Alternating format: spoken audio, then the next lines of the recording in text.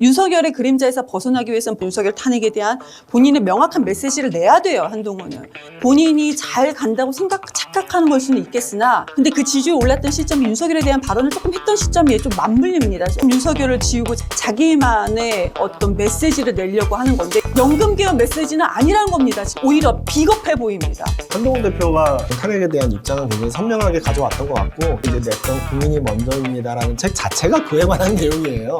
근데 한동훈 책 하나 냈습니다. 그 책 솔직히 보는 사람만 보지 누가 봅니까? 나는 검사 출신이지만 그렇지만 윤석열과 달라, 이런 메시지를 내기 위해서는 어떤 마음 자세, 애티튜드가 갖춰져야 되는데 그분은 전혀 갖춰지지 않는 사람이라고 생각합니다. 지금 한동훈이 연금개혁을 꺼낼 때입니까? 헌법재판소 우리는 지금 선고를 기다릴 수밖에 없죠. 네.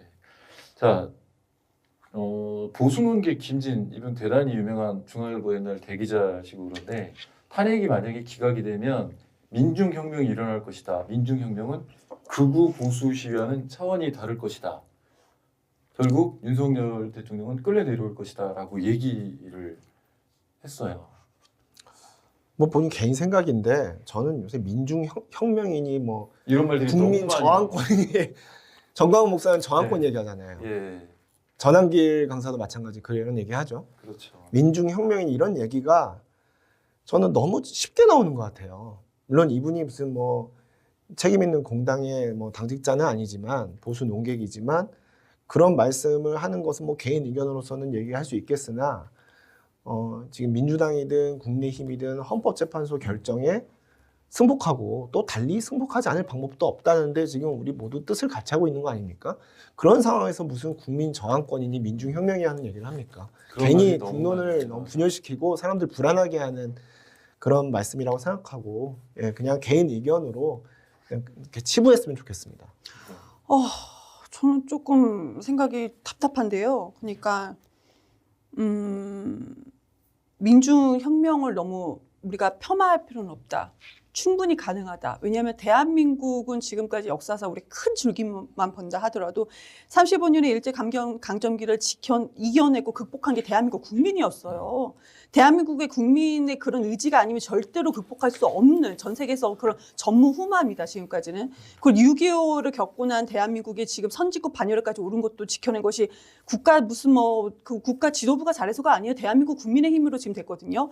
그런데 어떻게 만들어놓은 민주주의인데, 이 민주주의를 우리가 지금 그 해외에서 대한민국을 바라봤을 때 선거만 한 민주주의가 돼버린 거예요. 윤석열 집권 2년 반 만에 이렇게 엉망진창이 됐는데, 지금 중도층에서도 10명 중에 여론조사에 참여를 하지 않는 분들이 되게 많아요. 그런데 그나마 참여하시는 분들도 10명 중에 7명은 윤석열 이번에 탄핵돼야 된다고 얘기를 하고 있습니다. 근데 이 만약에 기각이나 각하가 내려지면은요, 대한민국 민중혁명 충분히 예상할 수 저는 있다. 일어나야 된다고 생각해요. 일어날 수밖에 없다. 국민들이 지금 얼마나 분노하고 계십니까? 대한민국의 민주주의를 갖다 이렇게 망가뜨려요. 또 다시 한번 내란을 일으킬 수 있는 그런 윤석열입니다. 근데 대한민국 국민이 그렇게 가만히 있을 거라고 저는 절대 생각하지 않습니다. 그러면 이경 대변인께서는 헌법재판소에서 윤석열 대통령 탄핵 기각시키면 불복해야 한다고 보시는 거예요? 자, 보세요. 이런 그러니까 국민이 일어나는 이 혁명은 지금 그때 그 서부지법의 폭동과는 다를 겁니다. 국민이 또 대한민국 국민이 또 지혜롭게 이거에 대해서 대응할 거라고 생각을 하는 거지. 지금 그때 그렇게 막 난잡하게 폭동 일으키는 건 또 다른 결로, 대한민국 국민은 대한민국을 지킬 것이고 대한민국의 민주주의를 다시 한번 지킬 거라고 생각을 합니다. 그런데 어떤 형태로 일어날 것인지는 저도 지금 예견할 수는 없지만 분명히 그럴 거라고 생각합니다. 그게 저는 불복의 취지인가요? 대한민국 국민의 힘을 믿습니다. 아니 그러면요, 민주주의가 망가졌는데 그럼 헌재에서 그런 결정 내린다고 해서 이걸 불복이라고 생각합니까? 불복 얘기하지 마세요. 그러면 국민의힘 지금 지도부는 어떤 걸 하고 있습니까? 지금 최상무 권한대행 지금 어떤 행동을 하고 있습니까? 그러면 탄핵 인용에 대해서 국민의힘이나 다른 국민들이 불복하면은 그것도 인정하실 건가요? 네, 다시요. 탄핵 인용된 결론에 대해서 국민의힘이나 아니면 일반 그 탄핵 인용에 대해서 반대하시는, 납득이 안 되는 국민들이 불복해서 거리로 나오시면 그것도 인정하실 거예요? 저는 지금 그 위원장님의 어떤 그런 그 비유가 전혀 맞지 않는다고 생각해요. 이 사안에 대해서는. 이거는 무조건 탄핵돼야 될 깜입니다. 답이 많은 정해져 대한민국 있는 거네요. 국민들이 그렇죠. 답이 정해졌어요. 대한민국 저는 국민들이 그렇게 다 생각하지 그렇게 않습니다. 생각을 해요. 답을 그렇게 정해놓으면 그렇게 그럼 얘기하시면 안 헌법재판소 됩니다. 그럼 심판조차 왜 대한민국 거쳐요? 망가져요. 자, 답이 그럼 대한민국 정해져 있어요. 망가집니다. 그렇게 생각하시는 거 아니? 만약에 그런 생각으로 자, 정치하시면 정치 정리하겠습니다. 안 하시는 게 맞으세요. 같이 정치하지 마시고요. 지금 그럴 거면 답이 정해져 있어 아니 탄핵판 왜 탄핵당할 걸칩니까? 대통령 의식행위예요? 내란 행위를 한 내란을 일으킨 대통령에 대해서 다 답이 탄핵해야 정해져 된다고 있네요 저는 지금 생각을 벌써. 합니다. 형사재판 결론 다 네, 내놓으시고 저는 그렇게 헌법재판소 생각해요. 자, 지금- 그런 마음으로 정치합니다. 자, 근데 그렇게 이런 해주세요. 대통령이 어떻게 기각됩니까? 자, 어떻게 정리하겠습니다. 사과가 됩니까? 그렇게 해서 어떻게 절차를 자, 얘기하시는 이경대 거예요? 의원님. 민주주의는 절차에 대한 승복이에요. 그렇죠. 국민의힘 민주주의 지금 절차 언급도 하지 얘기하고 마세요. 있어. 국민의힘 절차 얘기하고 말씀- 있잖아요 지금. 지금- 말도 안 되는 소리 하고 있어. 말이 됩니까? 아니 그럴 거면 탄핵은 헌법재판소 지금 왜 위헌은 거치냐고요. 맞다. 그 예, 절차를. 위헌은 맞다. 위헌은 맞는데 어떻게 기각된다. 이게 말이 되는 소리입니까? 지금 문영배, 이민석, 김영도, 정정미 네 분의 생각이 그래요. 가서 아니 헌법재판관한테 윤석열에 대해서 따지세요. 그렇게 생각합니까? 윤석열에 대해서 아니, 그렇게 자, 생각하는 거 아니잖아요. 잠깐만요. 이경 대변인, 자 충분히 싸우셨습니다. 아유. 충분히 싸우셨고요. 자 이게 무슨 얘기냐면 이 인용이나 탄핵 기각이냐에 따른 그 불복에 따른 그 민중혁명이 과연 정당하다 이 얘기. 그렇죠. 그 다음에 또 인용이 됐을 경우에 그러면 반대편 논리로 그렇죠. 또 들고 일어나는 것에 대해서는 또 어떻게 생각할 것이냐. 착한 불복, 나쁜 불복 없다는 겁니다. 그래서 이 부분은 일단 불복의 시그널은 국민들한테 줘서는 안 된다고 생각을 합니다. 어느 쪽이든. 예. 자 민중혁명에 대해서는 우리- 내란 일으킨 대통령에 대해서 예. 어떻게 위헌은 맞는데 기각이라는 얘기를 합니까? 자, 이 민주당 이경 대변인은 절대 기각이라는 것은 머릿속에 없는 시나리오죠.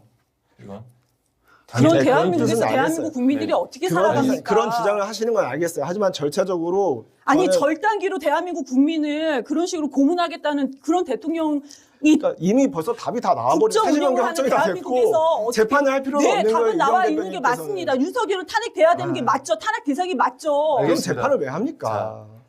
결론하지 않았습니다. 아직 헌재 결론 재판 아직 나오지 안 않았어요. 났어요. 그래 헌재 결론 답 나지 정해놓지 않았어요. 마십시오. 네. 답은 위원장님이 정해놨죠. 제가 무슨 어떻게 재판관 정해- 이름 대면서 아니 한덕수하고 지금 막 같습니까 이게? 한덕수 총리에 대한 얘기가 윤석열 대통령 탄핵 선고까지 바로 또 이어진다는 또 생각. 그러면은 다음에 네. 저 너무 끔찍하게 죄송해요. 다음에 대한민국에 어떤 대통령이 나와도요. 본인 마음에 들지 않고 입법부가 자기 마음에 들지 않고 선관위가 자기 마음에 들지 않고 그러면요. 다 내란할 수 있고요. 다 개헌 포고령 내릴 수 있는 겁니다. 너무 지금 끔찍하지 많은 않습니까? 분들이 우리 그렇게 자식이 우려하고 살아가는 있는데 헌재판소 시대가 결정 우리 기다리세요. 자식이 살아가는 시대가 그렇게 될 수 있다는 겁니다. 알겠습니다. 자 이경 대변인 말씀은 충분히 시청자들이 다 이해를 했을 거라고 생각을 하고 그 다음에 국가를 위한 생각까지 다 할 수 있을 것 같습니다. 자 그래서 저는 헌법재판소의 판결이 늦어지는 게 정말 이게 너무 안타까워요. 자 지금 김성훈 얘기를 좀 바꿔보겠습니다. 김성훈 경호처 차장 네. 예, 구속영장이 기각이 됐습니다. 자, 정말 놀랐습니다. 저는 법원의 결정이 좀 이해가 안 된 부분이 있거든요. 제가 옳다 틀리다를 떠나서. 왜냐하면 법원이 발부한 영장을 거부를 한 김성훈 경호처 차장에 대해서 영장을 기각을 시켰어요. 이거 법원 자체에 대해서 법원이 꼭 같은 생각일 수는 없지만 법원 자체의 영장주의에 대해서는 모순 아닙니까? 그게 이제 영장 재판은 기본적으로 이 범죄 혐의가 있다고 해서 발부가 되는 게 아니고 도주의 우려가 있거나 증거 인멸의 우려가 있어야 발부가 되는 겁니다. 그래야 인신 구속을 하는 거거든요. 근데 이번 법원의 판단은 범죄 혐의를 소명하기 위한 증거가 이미 충분히 수집됐다. 네. 그러니까 증거 인멸의 우려가 없기 때문에 굳이 인신 구속까지 할 게 없다라는 판단으로 전 봤습니다. 근데 증거 인멸이 아직 뭐 기화폰 서버에 대한 수사도 시작도 못했는데 네.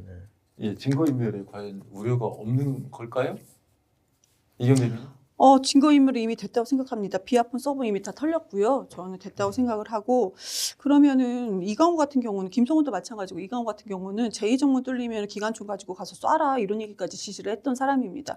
그럼에도 불구하고 이 사람들이 이제 체포되지 않는 거에 대해서는 검찰 내부 검찰이 이제 우리 검사들이 한 2,000명 정도 본다면 그 사람들이 전부 다 검찰로 싸잡아서 욕은 먹고 있지만 저는 그런 대상은 아니라고 생각을 해요.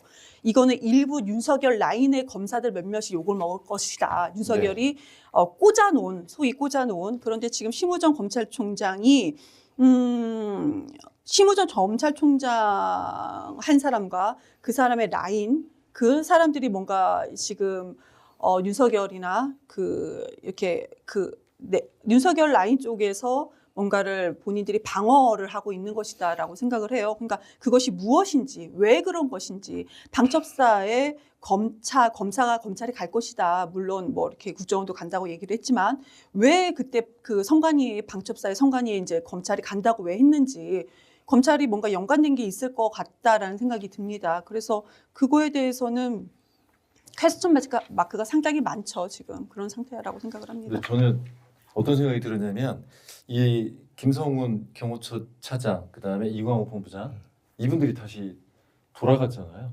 잠시 구치소에서 대기를 하다 돌아갔어요. 그런데 그 많은 경호처 직원들이 당시에 이분들 얘기를 거절했던 네, 부하들이 있단 말이에요. 그렇죠. 그 부하들은 다시 정글 속으로 내밀린 것이 아닌가. 그렇죠.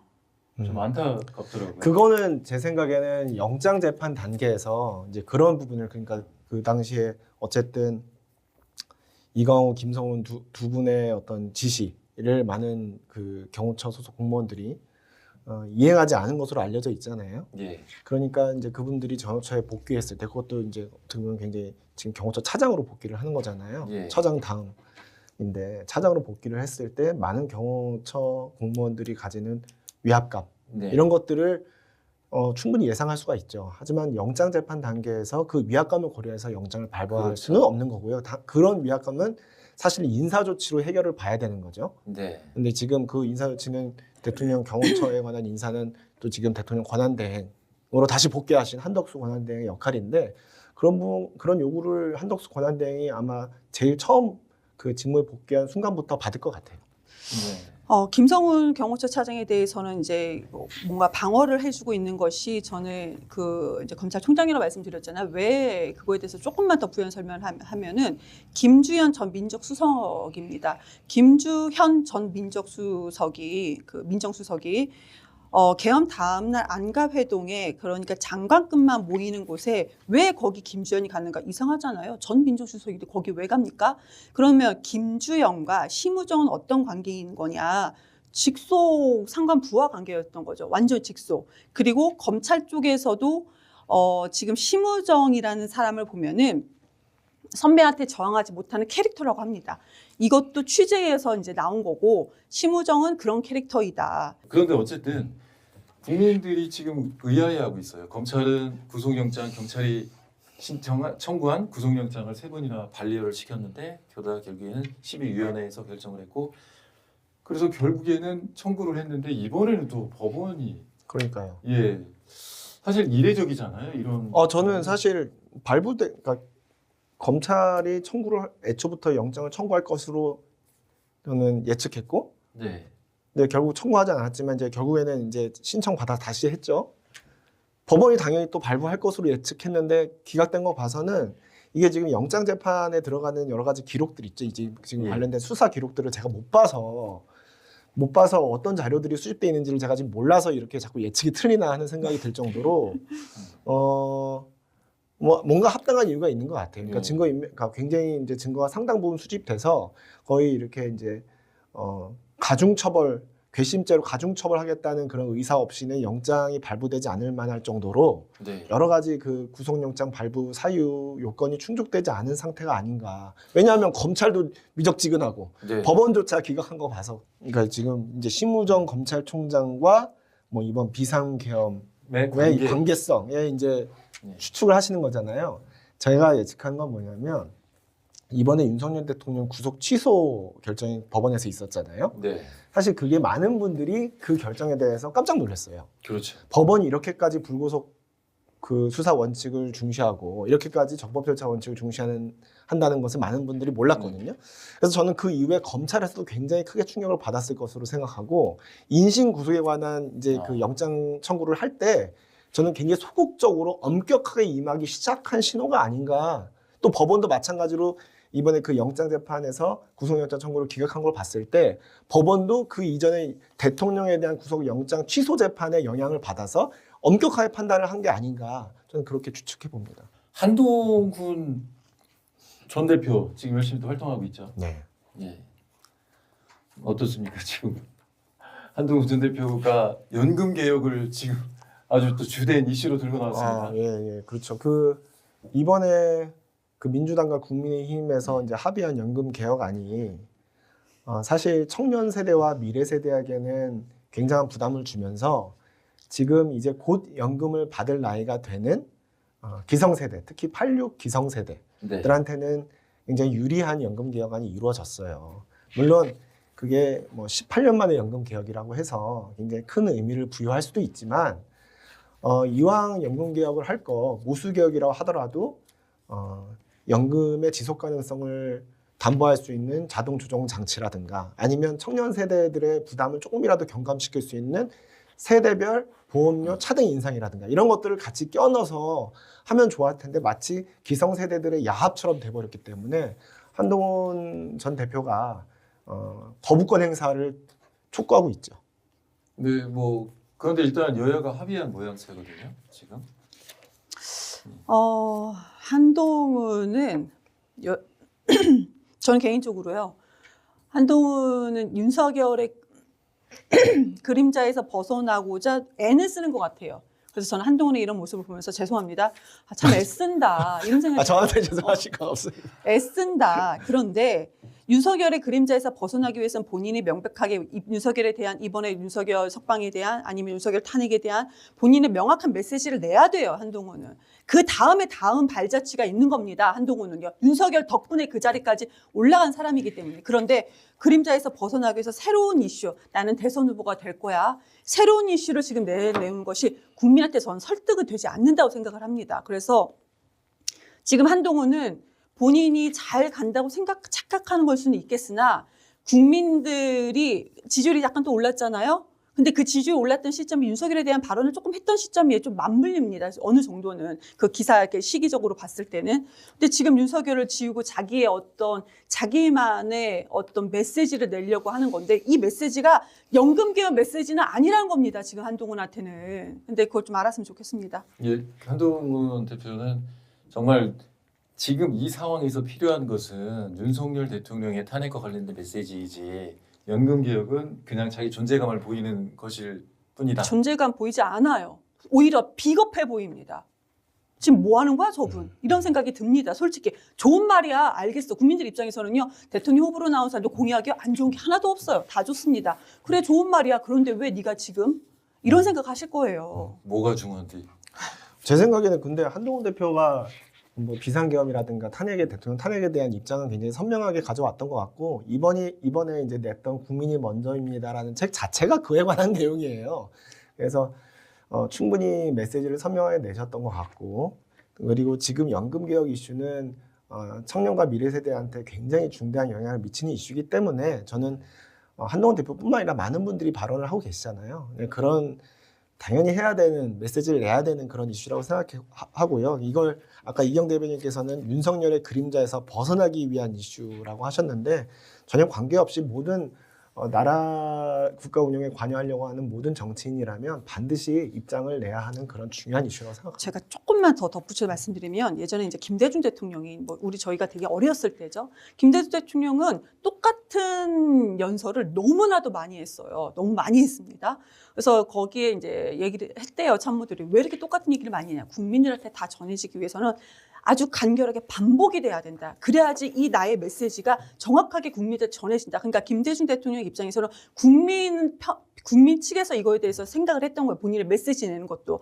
근데 한동훈 책 하나 냈습니다. 그 한동훈의 메시지는 충분합니다. 그 책 솔직히 보는 사람만 보지 누가 봅니까? 그러니까 한동훈이 진짜로 나는 새로운 대통령이야. 나는 검사 출신이지만 그렇지만 윤석열과 달라. 이런 메시지를 내기 위해서는 국민을 설득하는 본인이 진짜 대선 후보라면 총선 후보가 아니고 대선 후보라면 국민을 설득하는 그런 어떤 마음 자세, 애티튜드가 갖춰져야 되는데 한동훈이 만약에 난 충분하다라고 진짜 그분이 생각한다면 그분은 대통령 그 후보로서 애티튜드가 전혀 갖춰지지 않는 사람이라고 생각합니다. 이경 대변인이 전에는 좀 뉘앙스 변화가 생겼습니다. 처음에는 한동훈 전 대표에 대해서 약간은 좀 약간 그때도 그랬어요. 한동훈 메시지 똑바로 내라 했어요. 네. 그리고 왜 한동훈이 메시지를 똑바로 내서 국민의힘의 대선 후보가 돼야 되느냐? 최소한 이 사람은 내란 동조 방조자는 아니기 때문입니다.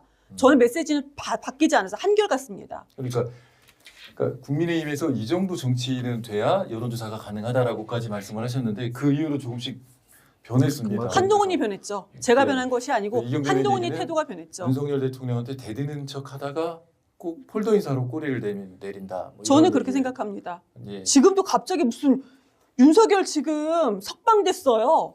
근데 지금 한동훈이 연금 개혁을 꺼낼 때입니까? 근데 사실 또 연금 개혁도 이 상황은 대단히 중요한 이슈이긴 합니다. 중요하죠. 그런데 여야 있습니다. 그러니까 행정부도 있고 죄송해요. 네. 행정부도 있고 여야 입법부도 있어요. 그런데 지금 한동훈은 왜 연금 개혁을 본인이 지금 내냐고요.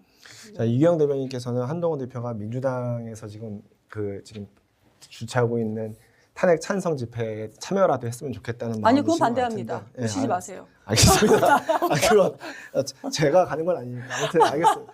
네, 그렇게 할 것 같은데 글쎄요. 지금은 어쨌든 우리가 모두 헌법재판소의 최종 결정을 기다리고 있는 시점 아니겠습니까?